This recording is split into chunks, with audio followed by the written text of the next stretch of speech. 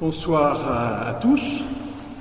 Vous avez compris que nous avons une conviction très forte, c'est que chacun d'entre nous peut, chez lui, entendre de multiples conférences par Internet sur toutes sortes de sujets, et même de manière contradictoire, mais que pour rencontrer des personnes, il faut les rencontrer.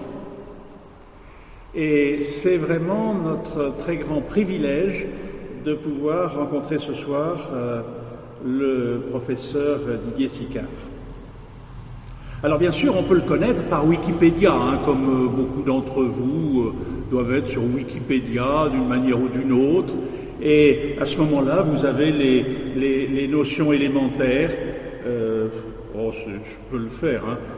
Didier Sicard est né le 28 janvier 1938 à Boulogne-Billancourt. Il est médecin, paraît-il, et professeur de médecine français. Il a été président du comité consultatif d'éthique. Voilà. Résumé Wikipédia. Et puis, ça se prolonge un peu quand même. On dit ses origines. Un père catholique, une mère protestante. Il exerce une partie de sa carrière à l'étranger. Il est ensuite professeur de médecine à l'université Paris-Descartes, chef de service de médecine interne à l'hôpital Cochin à Paris, et puis ensuite il devient président du comité consultatif national d'éthique. Et puis quand même, Wikipédia va un peu plus loin, le président Hollande lui demande de présider une commission chargée de réfléchir sur les modalités d'assistance au décès pour les personnes en fin de vie. Mais vous voyez bien qu'un tel résumé ne dit rien sur la personne, sur l'homme que vous êtes et que nous souhaitons rencontrer. Alors bien sûr, on peut lire vos ouvrages. À la veille de l'été, je me suis dit, tiens, courageusement, il y a l'été, tu vas lire. J'ai été chercher, j'en ai trouvé une liste d'une douzaine, et je me suis attaqué à la médecine sans le corps. Alors je vais dire deux choses. D'abord, à chaque page, j'aurais eu envie de vous questionner, parce que mon incompétence, mais parce que les sujets que vous abordez, qui me semblaient passionnants, d'autant plus que pour les questions techniques, il y avait 6 pages de lexique à la fin du bouquin, donc je pouvais pallier mes incompétences. Mais surtout, j'ai découvert à travers ça celui qu'on a plaisir à rencontrer ce soir, un homme de culture tourné vers les arts, la photographie, la danse, le théâtre, et une passion pour l'éthique. Alors ce sera d'ailleurs ma première question à la demande de mes amis qui m'ont dit « Écoute, on va beaucoup parler d'éthique, il faut d'abord faire une question de vocabulaire. Quelle est la distinction entre l'éthique médicale et la bioéthique ?» Et puis ensuite on viendra à vous, c'est plus important que les questions de vocabulaire, mais ma première question c'est celle-là. Je vais essayer de partager très spontanément quelques réflexions qui m'ont et continuent de m'occuper toute la vie. L'éthique médicale, c'est la réflexion permanente sur la relation de la médecine à la société et d'un être humain à la médecine. C'est-à-dire que la médecine en elle-même, comme discipline autonome qui se voudrait dépositaire d'un savoir intouchable, m'a toujours irrité, dans la mesure où la médecine est un service rendu à l'humanité grâce à des connaissances scientifiques élaborées au fil du temps. Autrement dit, l'éthique médicale, c'est une réflexion sur la relation de la médecine à un malade et à l'humanité. La bioéthique, elle, s'interroge beaucoup plus sur la façon dont le progrès des sciences finit par angoisser intimider l'humain qui regarde ces événements de progrès avec un mélange de fascination et d'angoisse. Fascination parce qu'il a l'impression de participer à l'aventure humaine qui est toujours en mouvement. Angoisse en se disant mais au fond peut-être que la théologie n'est pas capable de nous parler de l'humain et que peut-être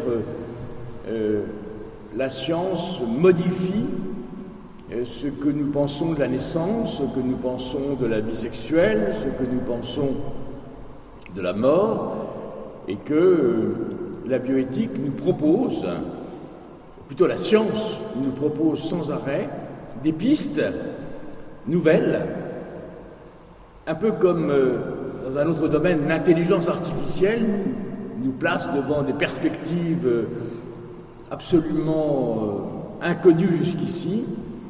Et comment aborder la bioéthique, non pas en termes de fascination, non pas en termes de critique radicale, mais en termes de relation à une forme de transcendance sans qu'elle soit théologique. Au fond, la bioéthique peut nous proposer un piège terrible, c'est de réduire l'humain à un tas de cellules plus ou moins bien organisées et dont la science finirait par orienter la finalité. Et que ce n'est pas parce que on peut faire naître des enfants à partir d'un morceau de peau, c'est-à-dire que on peut imaginer que les humains n'auraient même plus besoin d'avoir des hommes et des femmes, mais des hommes, des femmes qui pourraient à partir d'un morceau de peau mis au laboratoire, créer un embryon. Eh bien, ces questions absolument impossibles à dominer doivent non pas être conservées par la science, mais être partagées par la société.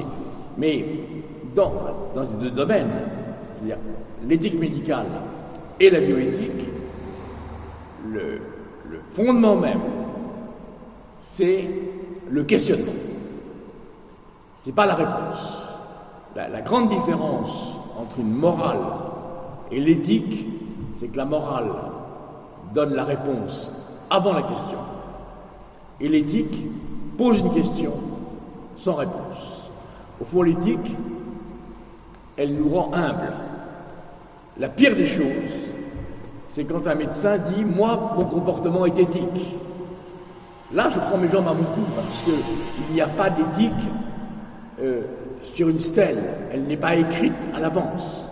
Elle est une réflexion, elle est une mise en questionnement permanent. C'est pas le n'importe quoi, mais elle est au moins une sorte d'interrogation sur notre existence grâce à ce que la science peut nous apporter. Merci, là vous nous mettez tout de suite sur des pistes absolument fondamentales, mais on va les reprendre de toute manière, quoi qu'il arrive au cours de cet entretien. Alors je prends les choses comme je pense qu'il faut les faire. On apprend que vous êtes d'une famille de médecins, mais vous, comment êtes-vous devenu médecin? Qu'est-ce qui vous a poussé à devenir médecin? Parce que les parents l'étaient, parce que finalement c'était une science passionnante, parce que vous rebelliez contre tel ou tel aspect de l'existence, ou par des convictions profondes. Comment est-ce qu'on devient médecin? Moi, je crois que je ne voulais pas être médecin. Je ne voulais pas être médecin parce que j'appartenais à une famille de médecins, père et mère médecins, et que ça me paraissait dénué d'originalité. Et ce qui m'intéressait beaucoup plus, c'était d'avoir éventuellement, m'intéresserait peut-être la diplomatie. Et puis, il se trouve que les lectures d'enfants, les lectures de jeunes hommes, les lectures qui me fascinaient, c'était les histoires coloniales. Au fond, les Africains et les maladies d'emblée, la lèpre, c'est-à-dire la peste, comment ces fléaux, l'humanité, mais je ne pensais absolument pas à la relation à la médecine. Et j'ai été fasciné dès les années 52, 53 par Schweitzer, par au fond, l'aura de ce protestant alsacien à l'Embarréné. Et d'emblée, l'idée que je pourrais un jour participer, non pas avec cette image très étonnante, mais d'avoir cette vie concrète de relation à une misère, non pas dans mon pays, mais dans d'autres pays, m'a conduit d'emblée à me dire que peut-être que c'est ma vocation. Au fond, c'est une contre-vocation. Je ne voulais pas, mais j'ai été rattrapé, au fond, par ce que dans ma famille on n'en parlait absolument jamais, mais c'était les livres qui parlaient des grandes maladies et peut-être que, à mon insu, j'ai fini par être tenté et il s'est trouvé que j'ai travaillé pendant 1 an dans une léproserie en Afrique et que j'avais l'impression que c'était un métier dans lequel j'allais pouvoir m'engager sans penser que je ferais une carrière universitaire ou l'éthique, mais être très concret, être auprès de ces personnes et donc voilà, c'est une sorte de au fond de rêve d'enfant, mais qui n'était pas le rêve familial. Merci. C'est pas sur les pas de Schweitzer que vous partez, parce qu'il n'était pas en Asie, il était en Afrique, mais effectivement, vous partez en Asie. Avec votre épouse, que nous saluons et qui est avec vous, j'ai imaginé un moment qu'on pourrait avoir tout un excursus à vous deux sur l'expérience qui s'est traduite par un livre qui s'appelle Au nom de Marx et de Bouddha en 1981. Mais, encore une fois, nous voulons éviter les conférences et du coup, ma question à propos de l'Asie, à propos de cette expérience, c'est comment vous a-t-elle marqué? Qu'est-ce que vous avez retenu de cette expérience asiatique? Pour moi, ça a été Damas, c'est-à-dire, au fond, la découverte d'une autre réalité du monde que celle dans laquelle je baignais à Paris, même après un séjour africain, mais au fond, comme tout le monde, apprendre ce métier, aller à l'hôpital, et allant comme jeune professeur au Laos, on me demande d'enseigner la médecine française au Laos. Et je découvre une forme d'absurdité, comme si j'allais transférer mon corpus de connaissances dans un pays de culture radicalement différente, de culture bouddhiste, et d'emblée, peu à peu d'ailleurs, pas en quelques jours, mais en quelques semaines, voire quelques mois, grâce d'ailleurs à l'aide d'un anthropologue avec lequel j'avais lié une grande amitié, j'avais demandé aux étudiants en médecine de la faculté d'interroger les personnes laotiennes qui venaient à l'hôpital avec 2 questions. Pourquoi venez-vous à l'hôpital? Il n'y a-t-il rien d'autre? C'est-à-dire des questions très neutres pour que les personnes, dans leur langue, disent très simplement pourquoi elles viennent à l'hôpital. Et moi, je voyais les personnes après. J'avais appris la langue, mais pas très... Je la maniais pas, donc j'avais un interprète, mais j'arrivais quand même à les mettre en confiance en parlant dans leur langue, et je les interrogeais, les examinais, posais un diagnostic ou pas de diagnostic, proposais des examens complémentaires et un traitement.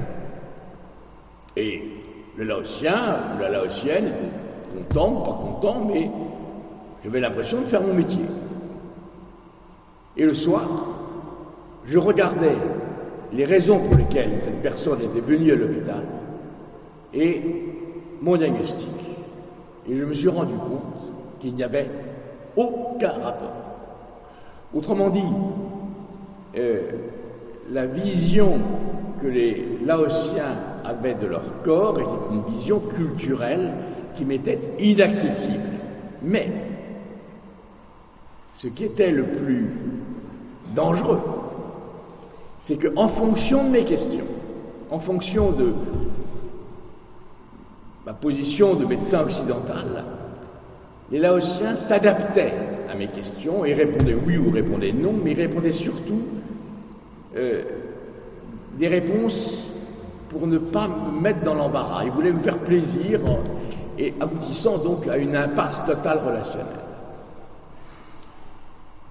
Et quand je suis revenu en France, je me suis dit que peut-être, et c'était le début de ma réflexion d'ordre éthique, que les progrès de la médecine aboutissaient à déposséder les personnes de leurs symptômes. Autrement dit, même dans les années 80-85, quand on a un symptôme, on a mal à la tête, on a mal au ventre, on a mal aux genoux, on exprime un symptôme dans ses caractéristiques. Et peu à peu, j'ai vu que la médecine a censuré la parole des malades en la transférant sur les résultats d'examen. Autrement dit, dans les années 50, j'ai mal à la tête, je vais voir un médecin, et le médecin vous dit, ah bon, à quel moment, depuis combien de temps, est-ce que ça vous très mal, etc. Enfin, il y avait un minimum d'informations sur ce mal à la tête. Maintenant, et c'était déjà le cas dans les années 80-85, j'ai mal à la tête, ah bon, faites un scanner. Et peu à peu, ce transfert du symptôme sur la médecine médicalisée qui se substitue à l'expression même de la souffrance, que ce soit mal à la tête, mal au ventre. Mal au ventre, le médecin ne vous examine plus, il vous dit faites une échographie, je vous reverrai demain ou après-demain, et encore, si l'échographe est disponible, comme il n'est pas disponible, éventuellement dans 8 jours, mais la douleur aura disparu le lendemain, et donc il y a une délégation à la médecine d'examen, quelquefois pour le mieux, mais dans sa trivialité, dans sa banalité, m'est apparu comme une entrave et comme une déformation, une espèce de déplacement de la médecine comme l'expression d'un symptôme confié à un médecin qui analyse ce symptôme et propose des examens, propose un diagnostic, propose un traitement, en le médecin qui devient un dispensateur d'échographie, d'IRM, d'examen biologique, avec l'impression que s'il ne le fait pas, même s'il pense que la personne n'a pas grand-chose, il aura l'impression qu'on lui reprochera de ne pas avoir été jusqu'au bout et de ne pas avoir tenu compte, au fond, de l'angoisse du malade. Et que ce qui explique d'ailleurs le problème actuel des urgences médicales, dans la mesure où quand un malade va voir un médecin parce qu'il a mal, je ne sais pas, à la poitrine, à la vessie, aux pieds, à l'œil, n'importe quoi, il se dit, le médecin, ça sert à rien. Ce que je lui demande, c'est une ordonnance pour aller faire un examen. Mais comme un examen va mettre 3, 4, 5 jours, une semaine, le plus simple, c'est d'aller à l'hôpital, parce que là, à l'hôpital, je suis sur le banc d'essai, et donc je vais pouvoir avoir une expertise tout de suite, les radios, la biologie, et que ça va créer une sorte de déformation de la relation à la médecine, comme si la médecine n'était capable que de sortir ce que j'appelle de façon un peu méprisante, mais qui me paraît être pas si fausse que ça, les arts ménagers de la médecine. Autrement dit, au lieu de s'approcher de l'angoisse humaine et d'essayer de la déterminer pour savoir si c'est vraiment important, cela aboutit à transformer l'être humain en une boîte à expertiser de façon permanente. Et à partir du moment où cette demande d'expertise se renouvelle, l'angoisse hypocondriaque devient majeure. Je pense que nous sommes la société la plus hypocondriaque qui ait jamais existé, parce qu'elle a l'impression que les symptômes, il faut toujours aller au plus grave et de ne pas passer à côté d'eux, et donc comme si le salut de l'existence passait par la médicalisation de l'existence. Donc vous voyez ce chemin, partir du Laos, découvrir que la culture laotienne est en rupture par rapport à ma culture française, et je m'aperçois en revenant que ma culture française a changé et que, au fond, les malades s'adaptent à la médecine plutôt que la médecine s'adapte à l'homme. Je pense que ma question, vous en avez déjà répondu, vous y avez déjà répondu en grande part, mais je voulais vous demander, est-ce que c'est ça qui explique que vous ayez choisi la médecine interne, dont vous dites qu'elle est la plus globale qui soit? Ah oui, parce que, au fond, la médecine interne, c'est la médecine de l'humilité, puisqu'il faut être un peu cardiologue, un peu neurologue, un peu rhumatologue, un peu infectiologue, c'est-à-dire qu'il faut prendre l'être humain dans sa globalité et dire que, en fait, on ne sait pas grand-chose et qu'il faut perpétuellement s'entourer d'autres avis, beaucoup plus compétents que le mien, mais au moins de ne pas considérer qu'un pied qui gonfle, c'est un pied seulement qui gonfle. Ce pied qui gonfle, il est en même temps chez une personne maigre, obèse, angoissée, vieille, jeune, riche, pauvre, et que cette partie du corps qu'il faut traiter quelquefois de façon évidente. Une entorse, c'est une entorse. L'entorse, c'est que ce soit riche ou pauvre, c'est la même entorse. Mais la plupart des affections fait que la localisation et l'attribution de la localisation par le malade de son symptôme méconnaît le fait que c'est l'ensemble de l'organisme. Et d'ailleurs, la façon dont on traite soi-même son propre symptôme, une angoisse nocturne, je ne sais pas, d'un mal au ventre, d'un mal au cœur, mal à la tête, fait que d'emblée, en fonction du drame qui vient de survenir chez un oncle, un grand-oncle, quand j'ai vu il y a quelques jours, à la mort de la reine Élisabeth, j'ai vu une femme de 96 ans qui est devenue d'une angoisse qu'elle n'avait jamais connue. Parce qu'elle avait l'impression que la reine Élisabeth n'était pas immortelle. Et par conséquent, elle ne l'était pas non plus. Ça peut paraître dérisoire, mais ça montre que la façon dont elle jugeait son corps a dépendu de la mort de la reine Élisabeth. Ce qui montre le caractère extraordinairement fragile de nos existences, où un symptôme va dépendre quelquefois du symptôme. Il suffit qu'un jeune acteur ou un homme politique meure à 40 ans sur une scène de théâtre pour que tout le monde se dise alors, et moi aussi, je peux mourir à 40 ans. Et donc, de perdre confiance dans son corps et de demander immédiatement la preuve que cela n'a pas de chance d'exister. Vous parlez d'une médecine en souffrance et de son profond malaise. Dans l'avant-propos de ce livre qui est déjà ancien, La médecine sans le corps, il a 20 ans, vous écriviez les échographies, les scanners, les endoscopies, les scintigraphies, les Dopplers ont confisqué la relation soignante à leur profit, ou encore, tandis que le corps sensuel, le corps temple de la consommation la plus effrénée, le corps modélisable, a recours à des normes encensées de performance accrue qui seules donnent droit de cité, le corps souffrant, lui, est de plus en plus transféré sur des écrans scintillants. C'est assez cruel. Comment expliquez-vous ce malaise?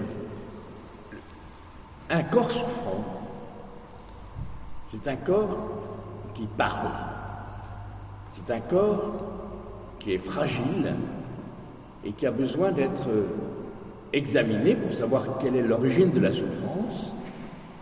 Et le corps doit être aidé par la médecine à non pas identifier, chacun ne peut pas être médecin de soi-même, les pires malades sont les médecins pour eux-mêmes. Ils n'y connaissent rien. On n'arrive pas à s'abstraire de cette...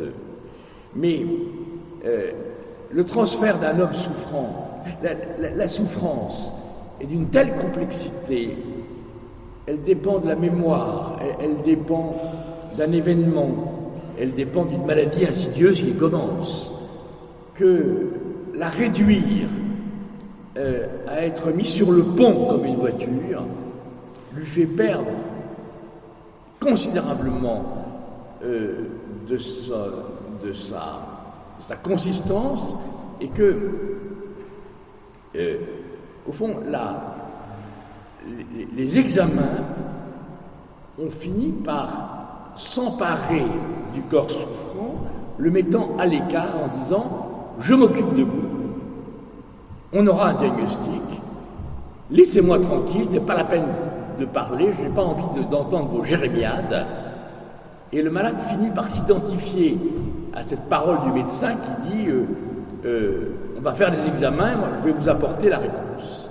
Et c'est cette confiscation à 90% par les examens qui empêche une société d'exprimer au fond des souffrances qui ne sont pas forcément des souffrances physiques, mais qui peuvent être des souffrances existentielles qui se manifestent sous la forme de souffrances physiques.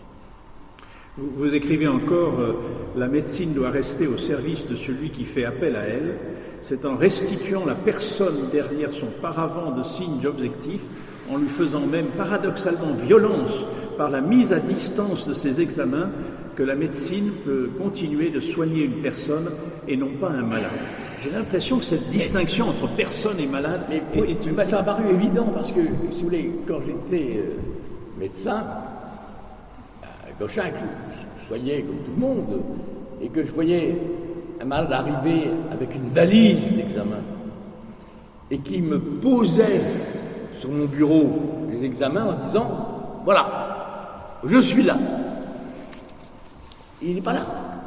Ce qui est important, c'est de le sortir des examens, qui sont fondamentaux. Je ne fais pas du tout une critique des examens, mais arriver à ce que l'écoute du malade, malgré la puissance de feu des examens complémentaires, mais l'écoute, regarder l'œil, la peau, se taire, écouter le malade, la façon dont il parle de lui-même ou d'elle-même, m'a toujours paru absolument fondamental, et que, secondairement, en fonction de ce qui surgit dans cette parole qui n'est pas censurée, on dit que, en France, un médecin interrompt le malade au bout de 18 secondes. Il faut réhabituer le malade à parler de lui-même, à parler des rapports qu'il a avec son entourage, avec ses enfants, avec ses parents, avec ses grands-parents.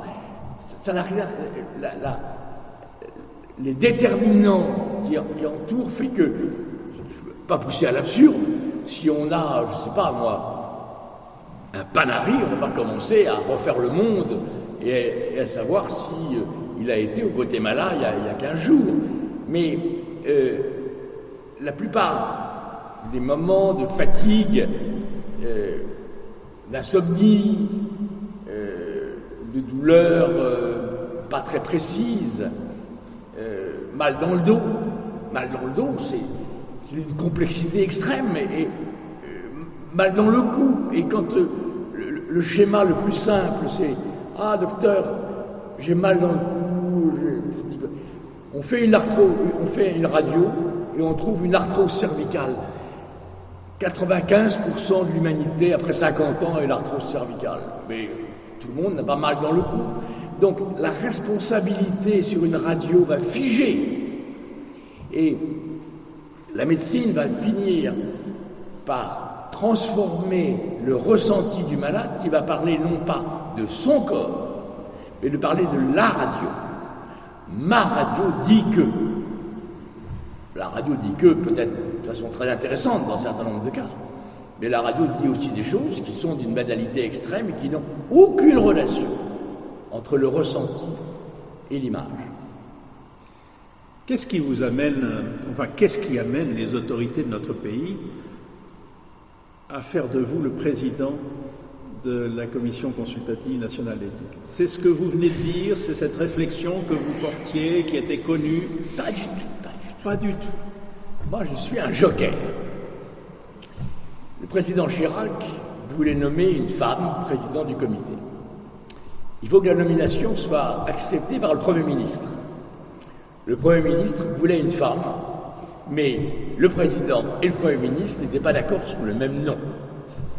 Et moi, je suis sorti du chapeau. Entre deux femmes. Entre deux femmes. Cela dit, comment est-ce que cette expérience du Comité consultatif national d'éthique prolonge cette réflexion que vous venez de tracer devant nous et qui vous conduit depuis tant d'années? Une expérience inoubliable, parce que elle m'a redonné confiance dans l'humanité. Parce que pendant 9 ans, c'est la seule expérience où j'ai pu voir 40 personnes de bonne volonté abandonner leur conflit d'intérêts, abandonner leur défense corporatiste et participer sur un très grand nombre de sujets à l'élaboration d'une pensée dont j'étais le capteur. C'est-à-dire, moi, j'étais un peu comme un chasseur de papillons, un entomologiste qui capte des phrases, qui capte des mots, qui capte des réflexions. Et mon rôle, c'est de les mettre en ordre, de les faire circuler un peu comme sur des rails. Il faudrait d'un côté une diligence et un TGV. C'est-à-dire qu'il y a des personnes qui apportent une richesse extrême, mais avec les mots d'une diligence, et des gens qui apportent une richesse aussi extrême avec un TGV. Autrement dit, ce qui m'a donné confiance dans l'humanité, c'est que quand l'humanité abandonne son prestige, sa volonté d'influencer les autres, mais de participer à un inconnu partagé et de s'écouter. Je n'ai jamais vu, dans aucune instance universitaire, hospitalière, je n'ai jamais vu une humanité capable de fonctionner sans agressivité. Ça peut arriver quelquefois, je ne peux pas être angélique, mais la plupart du temps, c'était le bonheur, après 4 heures. Mais il fallait bien qu'il y ait quelqu'un qui soit... Moi, j'étais le condensateur. Et le bonheur de 40 personnes qui ont l'impression d'avoir fait progresser la pensée, non pas de 1 plus 1 plus 1 aboutissant à 40, mais comme si nous étions une immense collectivité. Autrement dit, ce miracle qui est assez étonnant dans la cité, qu'on espérerait voir beaucoup plus fréquemment, mais qui ne peut pas l'être parce que, et je crains que ce soit là, maintenant en voie de disparition, parce que la pire des choses, et c'est le problème de la démocratie représentative, c'est quand on représente un groupe, une institution, on défend cette institution, quels que soient même éventuellement les arguments. Et le problème de sortir, au fond, des mandats que l'on a pour arriver à écouter l'autre et à mettre sa parole en face pour arriver à, au fond, à échanger. Et l'échange est une espèce de partie de ping-pong. Et à un certain moment, la balle finit par ricocher, un peu comme un billard, et elle se nourrit, elle ramène du limon. Et à ce moment-là, on est émerveillé de voir l'intelligence collective surpasser l'intelligence personnelle. Moi, c'était une expérience que je suis tellement reconnaissant d'avoir eue parce que je pensais que ça n'existait pas. La bioéthique met inévitablement en jeu des intérêts. On va caricaturer un peu les intérêts financiers des laboratoires, les intérêts de pouvoir des pouvoirs publics, les intérêts de savoir que les religions pourraient représenter. Comment avez-vous été confronté quand on lit ce petit, que sais-je, qui est à sa 4e ou 5e ou 7e édition avec des révisions successives, mais on a l'aboutissement de votre réflexion sur quantité de questions. Mais on se dit qu'on n'aboutit pas à de tels résultats, sans qu'il y ait toute une expérience de conflit, de tension. Comment pourriez-vous nous en parler, nous dire comment ça se vit dans la vie de tous les jours, si j'ose dire? Je ne peux pas idéaliser. On peut penser que mon propos est un peu excessif. J'ai un exemple. Il y avait un des membres du comité central du Parti communiste français qui était au titre de la réflexion philosophique au comité national d'éthique. Et un jour, un nouveau membre est nommé, et avant que le tour de table soit fait, le membre du Parti communiste tient un propos. Et le nouveau membre, qui ne savait pas qui il était, lui dit « mon père ». Autrement dit, le membre du Parti communiste s'exprimait comme un théologien catholique. Si le membre du Parti communiste s'exprimait dans la défense du Parti communiste et des valeurs marxistes, son discours s'éteint. Si le protestant commence à parler de la réforme et des valeurs protestantes, plus personne n'écoute. Et de la même façon pour le catholique. Autrement dit, la question c'est comment chacun, scientifique, philosophe, juriste, sciences humaines, est capable d'abandonner ses convictions, certes parfaitement louables et justifiées, pour redevenir un homme ou une femme qui partage une question, qui arrive à se défaire de son discours habituel, et qu'à la limite, on ne sache pas, pour cet homme ou cette femme, quel est son métier, quel est son environnement. C'est-à-dire cette sorte d'extraction, peut-être que c'est de soi-même, mais et ça se passe assez facilement parce que si on voit que son discours est un discours de conviction. C'est pour ça d'ailleurs que l'éthique de conviction m'a toujours paru très incertaine. Je prends l'exemple, par exemple, d'un chirurgien ou d'un gynécologue qui dit « Moi, mon éthique de conviction, c'est je ne fais pas d'avortement ». Eh bien, pour moi, c'est insupportable, quel que soit le sentiment que l'on a sur l'avortement. Une femme en détresse et qui demande un avortement, le problème, c'est d'abandonner son éthique de conviction pour lui rendre service.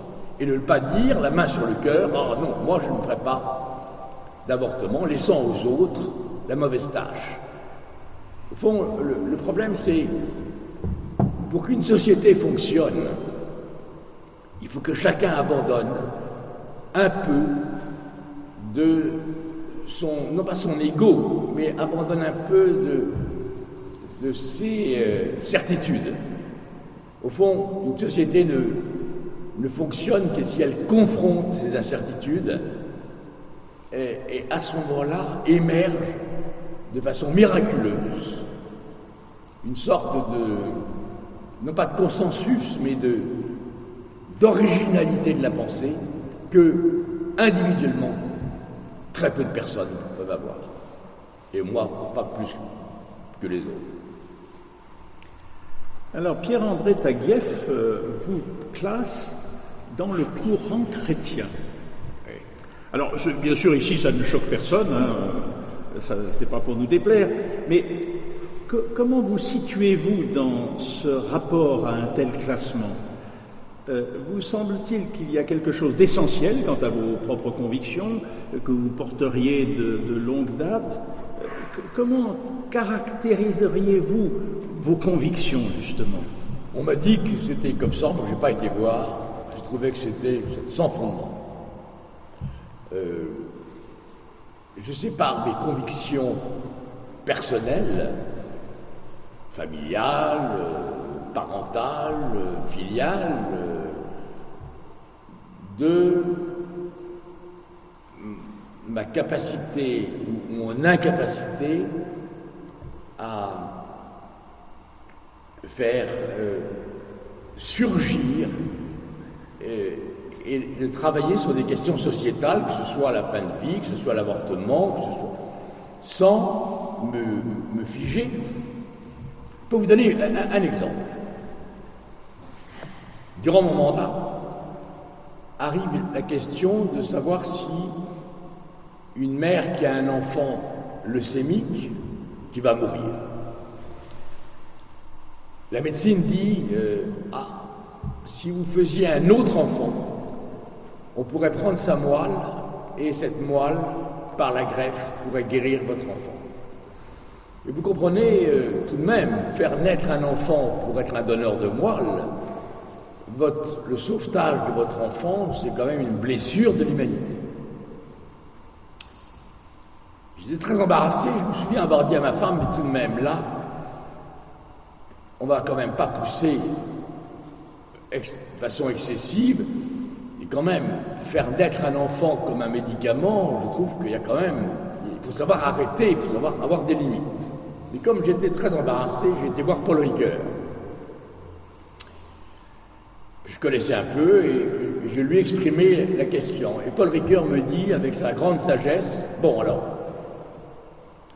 si j'ai bien compris, on peut sauver cet enfant, mais vous allez dire à cette mère que malheureusement, l'éthique interdit qu'on sauve son enfant. Eh bien, la réflexion éthique, elle était là. Il y a des moments où le problème est de savoir comment, non pas on va sauver l'enfant, mais comment faire pour que la mère comprenne, et pour l'enfant c'est fondamental, qui naît pour lui-même, et que transitoirement il va pouvoir aider son frère ou sa sœur, mais que l'essentiel pour que cet enfant soit libre, il faut absolument faire un travail sur elle-même énorme pour penser qu'il y a quelque part un risque, mais ce risque doit pouvoir être assumé et non pas interdit. Merci infiniment. Moi, j'aurais 27 questions à vous poser sur notamment les questions qui se posent dans la société aujourd'hui, celles qui viennent d'être soulevées sur la question de la fin de vie, mais je préférerais que nous puissions entrer dans un échange avec la salle qui est autour de nous et qui a accumulé toute une série de questions. Je passe simplement le micro à Pascal qui va...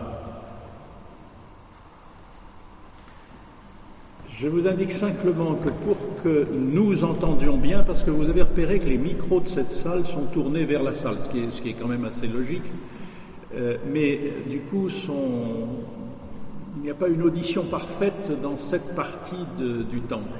Donc parlez non seulement lentement, mais distinctement, directement dans le micro. À vous.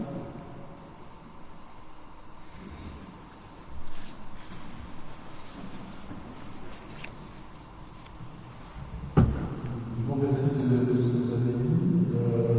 Voilà, c'est pas de problème, c'est l'écoute. Il faut savoir écouter les gens, mais écouter les gens en demandant du temps.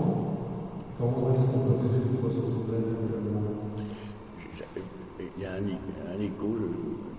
Si j'ai bien entendu la question, mais on a un vrai problème d'audition ici. C'est la question, c'est très joli d'entendre les gens. Il faut écouter les gens. Il faut écouter. Oui, il faut écouter, mais il faut le temps pour cela. Et comment nous donne-t-on le temps pour cela? Comment peut-on résoudre ce dilemme? Voilà. Bien sûr. Le temps. Mais le temps peut être contracté avec une attention.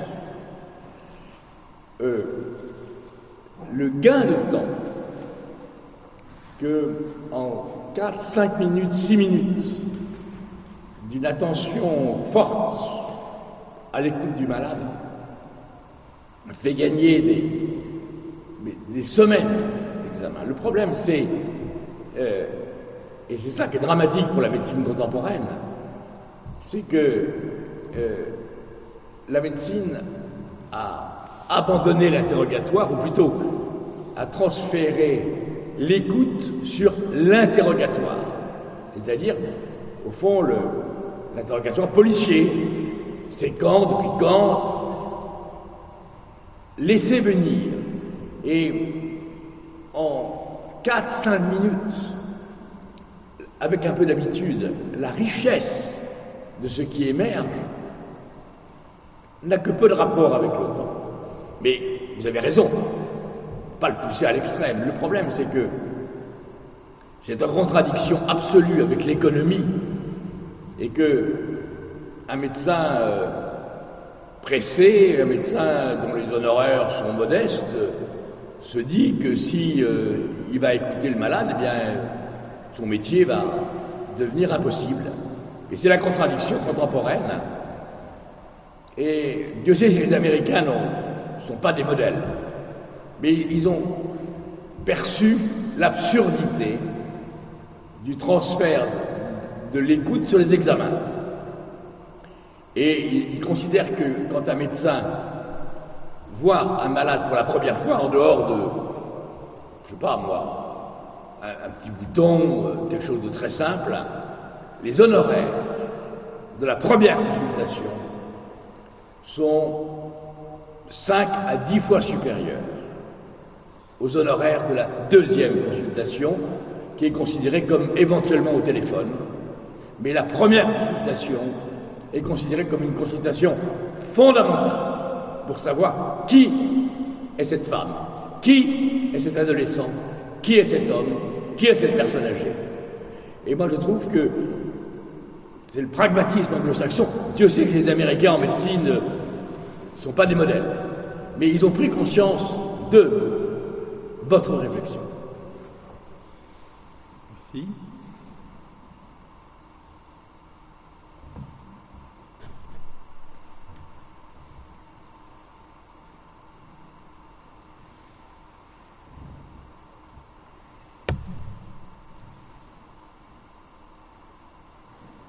Vous êtes sûr de l'écoute, donc vous pouvez poser vos questions.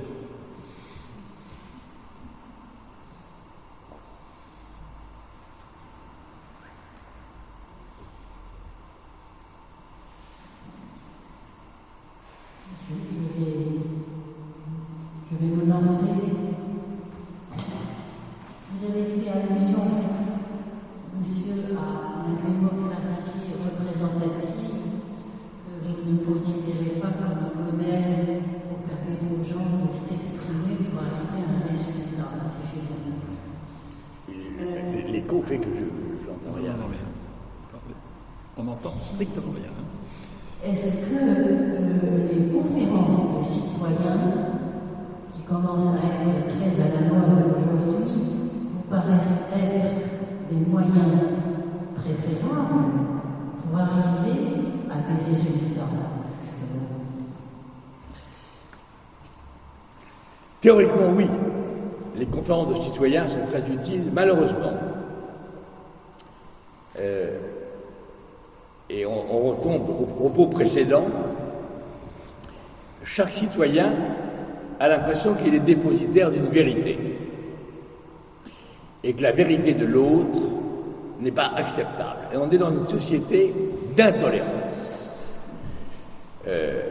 Intolérance sur le genre, intolérance sur le sexe, intolérance sur la fin de vie, intolérance sur l'avortement.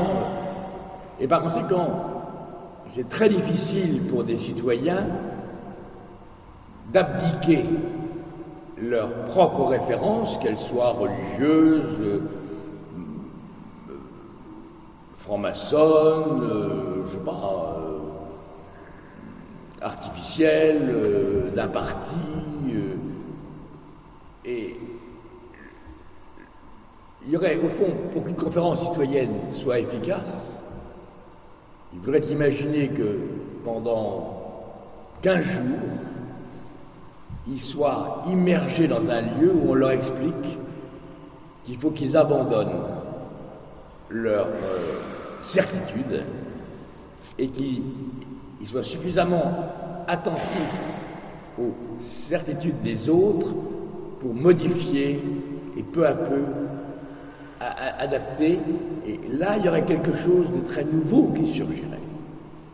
Mais moi, je ne vois pas comment une conférence de citoyens dans la cacophonie actuelle, où chacun se considère comme j'ai raison,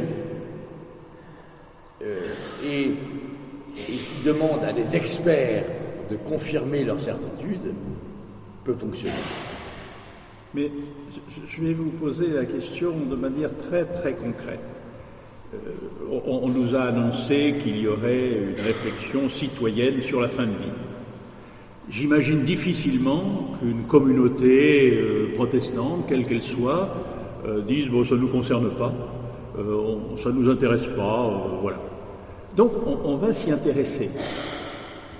Quel conseil nous donneriez-vous pour que, supposons que les personnes qui sont là décident d'avoir cette conférence entre eux, cette réflexion sur la fin de vie par rapport aux questions qui sont posées aujourd'hui sur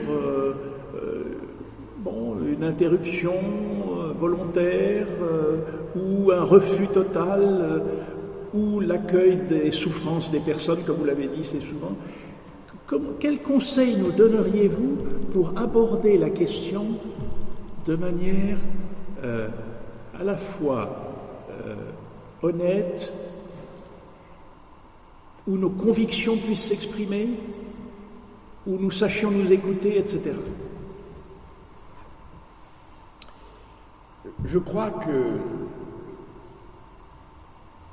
avoir à l'esprit deux exigences. La première, c'est de comprendre pourquoi un certain nombre d'êtres humains formulent la demande de mourir avant l'heure et que leur souffrance, qu'elle soit psychologique ou qu'elle soit physique, devient tellement insupportable que ne pas pouvoir répondre à leurs questionnements leur paraît absolument insupportable. Et de l'autre, percevoir que une humanité est faite de vulnérabilité extrême. Je prends 2 exemples. Quand j'avais fait mon rapport au président de la République, j'avais été à Nanterre voir les infirmes moteurs cérébraux, à leur demande. Très difficile de comprendre ce qu'ils disaient parce que les infirmes moteurs cérébraux qui sont des formations du corps, j'avais un interprète qui vivait avec eux et donc j'ai passé plusieurs heures à tenter d'écouter avec difficulté leurs ressentiments. Ils me disaient une chose très simple. Ils me disaient, il y a une chose qui nous sépare, vous et nous. Nous, on ne se pose pas de questions sur votre bonheur dans l'existence, ou malheur, mais en tout cas sur votre envie d'exister. Mais vous vous posez perpétuellement la question de savoir si vraiment le mieux serait qu'on ne quitte pas plus rapidement ce monde dans la misère dans laquelle nous sommes. Eh bien, dites-vous bien que nous sommes aussi heureux de vivre que vous. Et que s'il y a une loi sur l'euthanasie, notre vulnérabilité sera terrifiée, parce que l'humanité pensera que le mieux c'est de disparaître, et comme nous n'avons pas la capacité d'exprimer le sentiment que nous sommes heureux de vivre, qu'on n'a pas envie de disparaître parce qu'on a tel ou tel déficit cognitif, ou déficit, il ne parlait pas comme ça, mais ça m'a beaucoup troublé parce que je me suis dit, au fond, s'il y a une loi sur l'euthanasie, elle va gommer toutes les fragilités, que ce soit les infirmes moteurs cérébraux, que ce soit les vieux travailleurs algériens qui sont en France depuis 50 ans, qui étaient chez Renault, qui ont des retraites à 600 €, qui ne parlent pas très bien français, qui disent nous on reste en France parce que notre famille, on l'a oublié en Algérie. Et que s'il y avait une loi sur l'euthanasie, quand j'avais été les voir, on aura très peur. Et peut-être qu'on essaiera de retourner dans notre pays parce qu'on se dira que quand on sera vieux, eh bien, on n'arrivera pas à comprendre qu'il faut lire, est-ce qu'on consent. Et au fond, il ne l'exprimait pas comme ça, je le traduis. Mais notre vulnérabilité faisait que la société va s'habituer à ce que des personnes jugées très vulnérables, c'est mieux pour elles qu'elles disparaissent. Le problème, c'est que ça ne donne pas une réponse, mais ça permet de dire le danger d'une loi et en même temps le danger de l'immobilisme. Et que si j'avais à travailler, moi, je dirais que la loi actuelle est déjà une très grande loi, mais qu'on peut l'améliorer et qu'on peut faire dans des conditions très rigoureuses. On peut accepter, et je pense qu'il y a des demandes de personnes qui ont des maladies de Charcot épouvantables et qui vraiment ne supportent plus la vie, d'être paralysées, de ne pas pouvoir aller à la selle, pas pouvoir respirer avec une trachéotomie. Enfin, vraiment, c'est une fin de vie qu'on ne souhaite à personne. Pour certaines, elles sont prêtes à aller jusqu'au bout, mais pour d'autres, c'est un cauchemar permanent. Et d'accéder à ces demandes sans faire une loi sur l'euthanasie, mais considérer que la médecine actuelle devrait être capable d'apporter une aide à mourir pour ces situations qui sont jugées insupportables. Le problème, c'est de ne pas en faire une sorte de culture de « ma mort m'appartient »,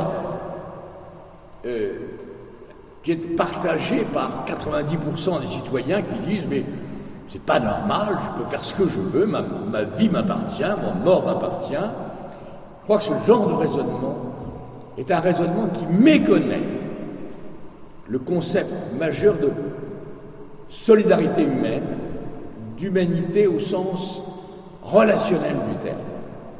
Ma vie m'appartient, mon corps m'appartient, mais la vie de l'autre m'appartient, la mort de l'autre m'appartient. Et que le problème, c'est de trouver le chemin qui permet en même temps à des personnes dont on pense que c'est parfaitement justifié, que leur agonie est insupportable et qu'il faut l'aider, en même temps de ne pas en faire une sorte de recours pour un certain nombre de personnes dont la fragilité serait abandonnée à l'euthanasie. Donc vous voyez que j'ai pas de réponse, mais au moins j'ai des craintes et j'ai le sentiment que ça va être très difficile d'aborder de façon sereine cette question parce que c'est devenu une question militante par quelques associations qui parlent d'ailleurs pas tellement pour elles-mêmes, mais qui parlent pour les autres et qui s'arrogent le droit de dire ce qu'il faut pour une humanité de façon radicale. Et dans ce domaine, je pense que la prudence d'une loi fait qu'il faut y toucher avec infiniment de prudence. Merci. Oui, Stéphane. Ah, pardon. Non, mais n'hésitez pas, il n'y a pas de priorité. Oui, allez-y.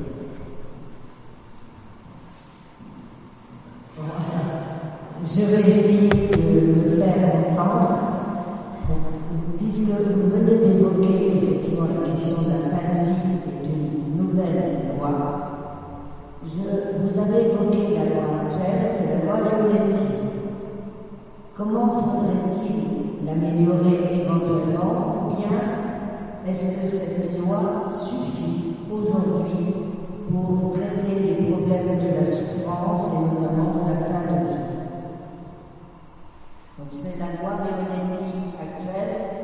Est-elle bonne, faut-il la conserver telle qu'elle, ou bien y a-t-il des amendements, d'amélioration à lui apporter? Merci. Sans faire une loi sur l'euthanasie. Je crois que la loi actuelle, et c'est le problème des lois, entre l'incarnation d'une loi et son expression, il y a un abîme. Cette loi n'est pas connue parce que s'intéresser à notre fin de vie n'est pas le sujet de préoccupation majeure.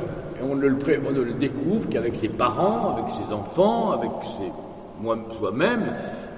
Et donc, on raisonne par idée générale, mais personne n'a lu la loi. Et donc, la question c'est que ceux qui ont encore moins lu la loi que les citoyens sont les médecins. Car quand j'ai fait mon rapport au président de la République, j'ai été dans beaucoup de facultés, écouter les médecins, qu'est-ce qu'ils racontaient, et j'ai été effrayé de voir que pour la médecine, la mort, c'est un échec. Et ce n'est pas la fin de la vie. Et par conséquent, on n'a pas envie de l'affronter. On n'a pas envie, on la gomme. Et donc, un étudiant en médecine pourra terminer ses études sans avoir jamais vu un mort. Jamais. Un étudiant en médecine aura pu terminer ses études de médecine sans avoir jamais pu parler dans la faculté de médecine de ce dont nous parlons maintenant. Jamais.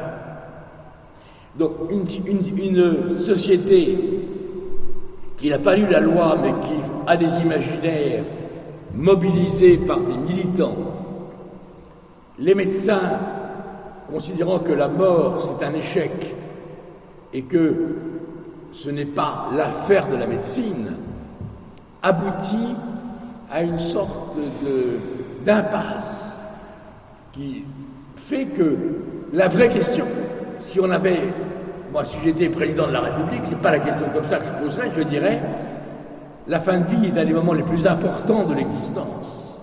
Comment faire pour que ce moment où nous allons quitter la vie, quelles que soient nos conditions de précarité, soit le plus adapté possible à notre souhait, et qu'on ne soit pas en train de mourir comme ça à 2 heures du matin dans un service d'urgence envoyé par un EHPAD surchargé. Ça, c'est le scandale. Au fond, la fin de vie, c'est un moment où les moyens scientifiques, les moyens financiers devraient se préoccuper de leur donner une dimension essentielle. De la même façon que la naissance, il y a 20 ou 30 ans, était encore un moment à l'hôpital où on prenait pendant 3-4 jours, la mère était un peu prise en charge. Et maintenant, c'est dans la journée, il faut que vous quittiez l'hôpital très très vite. Il n'y a pas de consultation. Les pédiatres disent on n'a pas le temps de vous voir 15 jours après. Et donc, au fond, la naissance est devenue un problème de fabrication. Mais ce n'est pas un problème d'accueil. Alors qu'un enfant qui naît, ça devrait être accueilli par la société comme une bénédiction, et par conséquent une attention. Et tant que la fin de vie sera réduite à un échec médical ou à une demande d'euthanasie, je pense qu'on fera fausse route, quelles que soient les réponses. Stéphane. Ah, la réponse a été donnée. D'autres questions?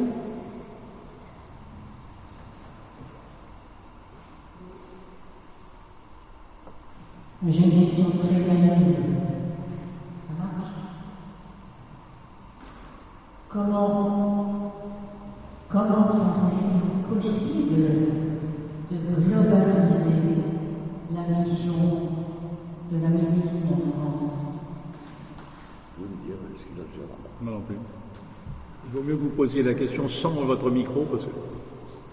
Comment pensez-vous possible de globaliser la vision de la médecine en France, puisque vous avez critiqué l'absence d'appréhension globale?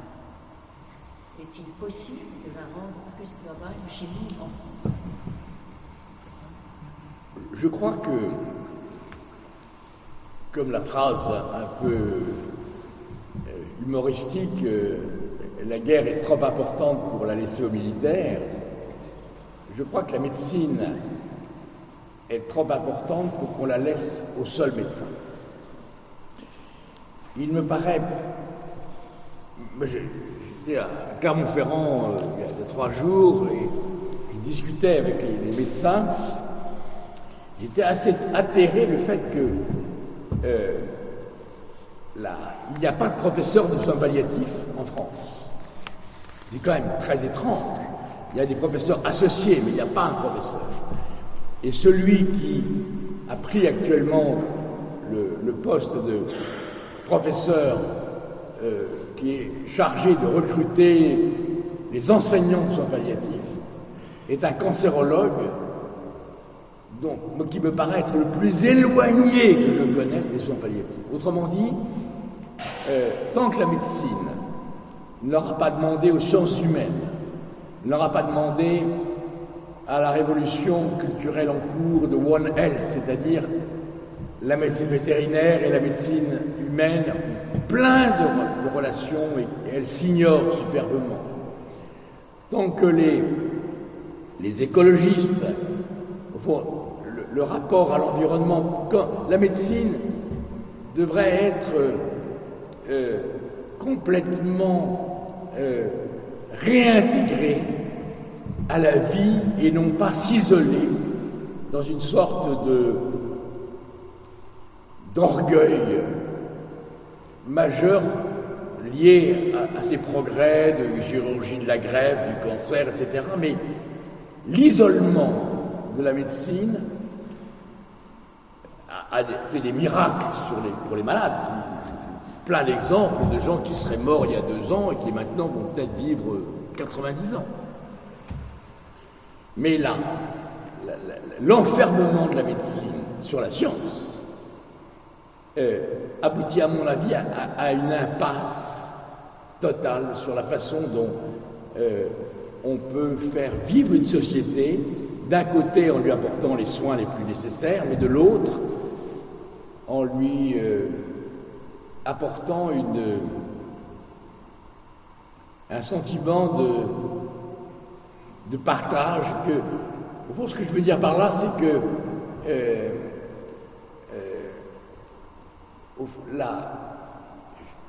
la technologie, l'expertise a tué le questionnement fondamental de l'existence. Et que moi, ce que j'ai pu voir dans mes propres relations, c'est que le salut spirituel est transféré sur le salut médical. Alors là, pour moi, c'est glaçant.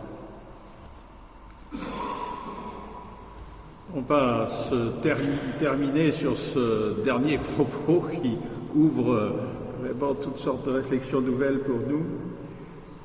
Je vous remercie infiniment d'être venu vous soumettre à ce besoin de rencontre que nous avons. Nous avons besoin d'entendre des hommes comme vous, des femmes si possible, des gens plus jeunes, peu importe, nous avons besoin de rencontrer des personnes parce que ce sont ces rencontres qui nous permettent à chacun d'entre nous de réfléchir sur nos propres parcours, sur nos convictions, sur nos manières de concevoir la vie.